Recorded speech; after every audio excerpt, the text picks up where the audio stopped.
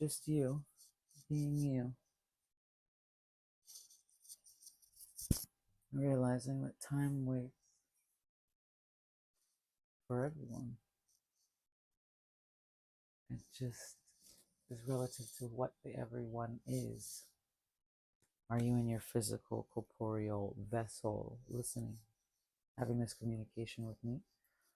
Or are you a bug looking for water or food? Or wherever, whatever bugs do. They could have their own world, right? We don't know, but we assume, based on our limited understanding, based on the fact that we are a specific species in the species of things. You've been convinced that war and domination, power, that is to what needs to be sought. But in reality, if you want peace outside, you must have peace within. And there are some that will fight to the death for this. And that's unfortunate. But as we see the true colors of certain aspects of humanity, what nationalism does, what patriarchy does, what war amongst our species does, war between our sexes does, it wastes time, is what it is. So the only thing that can be done for our survival is finding and locating solutions. So what do you want your aspect, your part of the solution to be? Helping people feel back in their bodies, like me. Talking these deep philosophical ramblings. But are they ramblings? Are they philosophical or are they fundamental? Who are you and what are you doing? And is it helping anyone, including yourself? Negative self talk. Gotta let it go. Doesn't help. Criticizing others so that you can then turn around and judge the self for survival.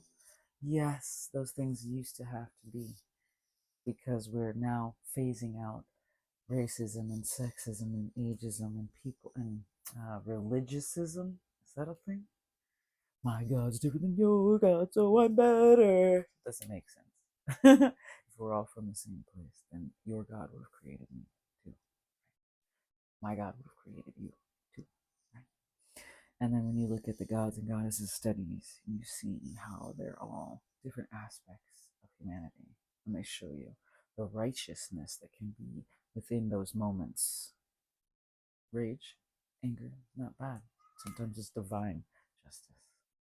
It's divine anger. It's divine rage. We all deserve to have our space to have it. Being human, and also divine, is our birthright. Is I wouldn't call it a conundrum for sure. I'm just rolling, guys. Should I film the whole thing? I'm just rolling. I probably should roll it for less than 30 minutes, to be fair. But I know I'm jumping back and forth. But the topic is beauty. And have you seen yours, even just a glimpse of it for just a moment? And was it deeper than the superficial? Was it about your actions and who you are as a person? If it isn't about your actions and who you are as a person, then beauty is not doing. Beauty is as beauty does, not beauty. Beauty does as beauty is. I suppose both can be true. While I ramble out loud, I am listening to myself sometimes. Do you feel that way when you give your friend a compliment and you're like, when's the last time I was complimented? When's the last time I allowed myself to compliment myself and muted that negative self-talk in the background? When's the last time you confided and you had someone you could completely confess your because even your pain leaving your body through tears, through screams, is beautiful. But you know what isn't beautiful? The continuation of suffering. It is the ugliest, most vile, unnecessary. However, divine justice after all. I don't want to do it. I don't want to say it out loud on a recording. You have to understand.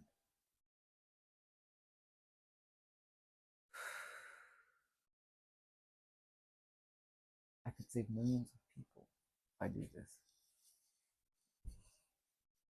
Seriously. How? How can I save millions of people? And who am I?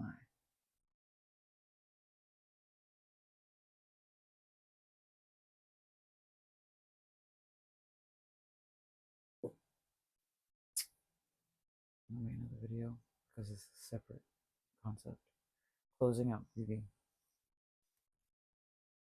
Beauty is as beauty does. You must trust in the evolution of humanity.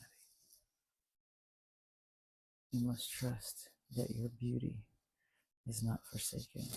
And you must clear out if you are a terrible person or no terrible people. They must clear this out.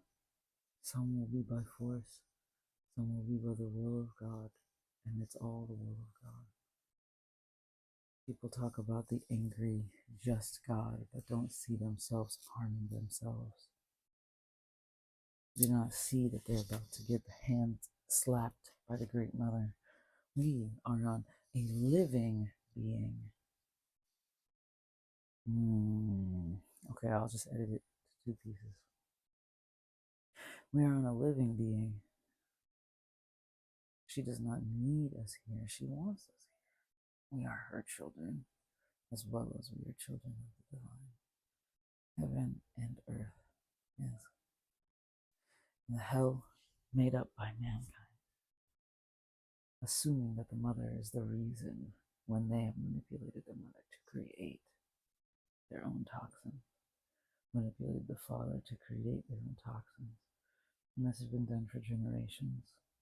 So your inherent natures have been stifled, and you must retrain. There is no, there is no forgetting who you are or where you're from. You cannot.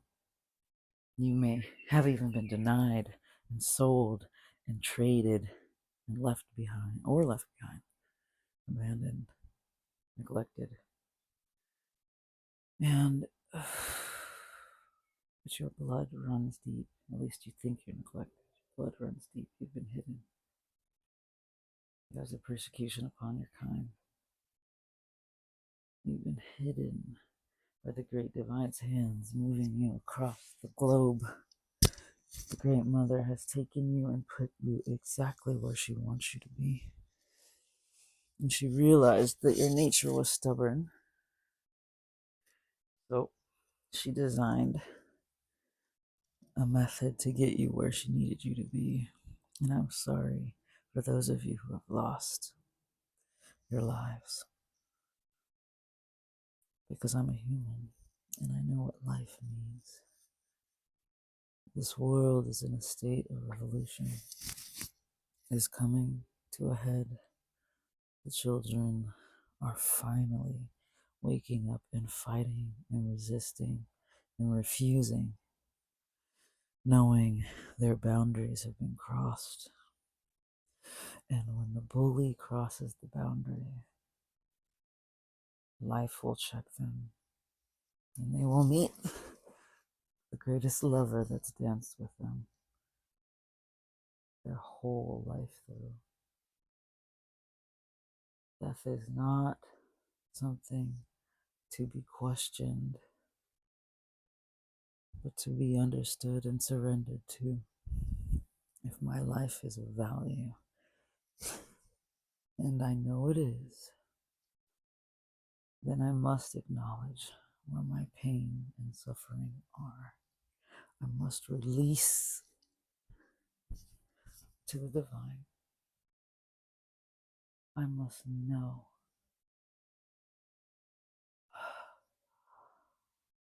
I am worthy.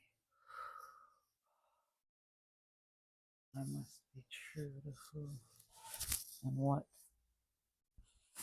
I am. People love me, but they don't know me, and people know me, and they still love me, but they're scared too.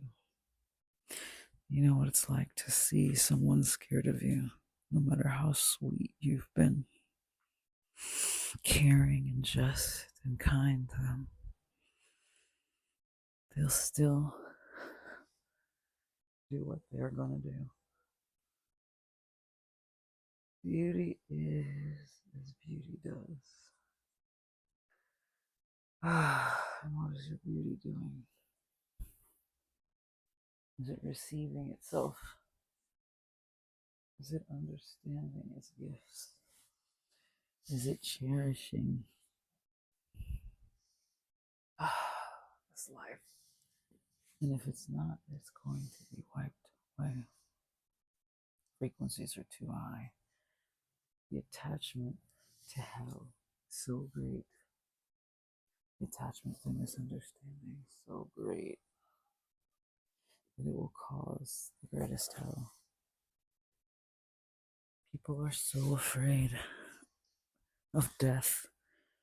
But death loved them the most to keep them here and to take them when necessary. Would you have rather suffered through the hell of your own creation? Which leads us back to the message.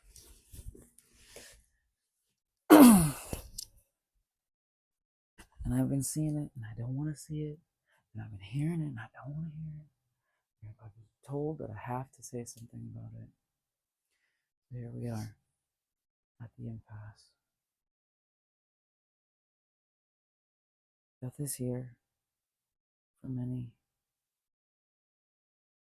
The tides have turned. They have been waiting.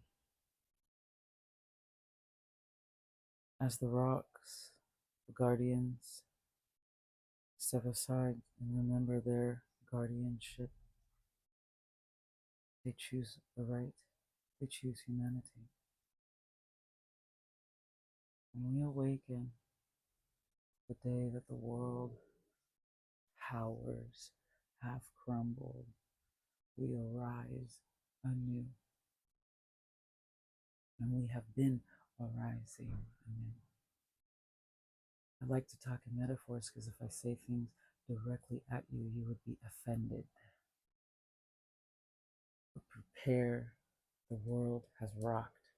Remember that she is our mother. And if we do not correct our own selves and our own behaviors, then we will be directly corrected by the divine nature of the universe. We have been warned by several galactic, and now the beginning of the end of those who claim that it's your end. It's not your end, it's your beginning. You are entering into the divine hood of humanity, our golden age. You are not lost to the ethers like those who cling to ego and false identity. Do not be confused. You have always been one. You have always been chosen. Do not be afraid of your powers and trust each other to do the right thing and ask, like the child asks the parent,